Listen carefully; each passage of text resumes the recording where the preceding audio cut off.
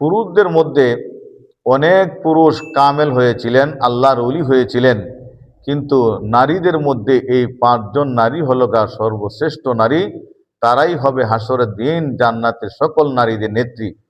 এই নেত্রীদের মধ্যে একজন হলো হযরত খাদিজাতুল কুবরা রাদিয়াল্লাহু আনহা। 2 নম্বর নারী নেত্রী হবেন হযরত ঈসা আলাইহিস সালামের আম্মা হযরত মরিয়ম আলাইহিস সালাম। তিনিও জান্নাতি নারীদের এক অংশের নেত্রী হবেন। তারপরে আরেকজন নেত্রী হলো রাসূলুল্লাহ সাল্লাল্লাহু আলাইহি ওয়াসাল্লাম বলছেন, আল ফাতিমা সাইয়্যিদাতু নিসাই আহল জান্নাহ। আমার ফাতেমা সমস্ত নারীদের, জান্নাতি সকল নারীদের নেত্রী হবে।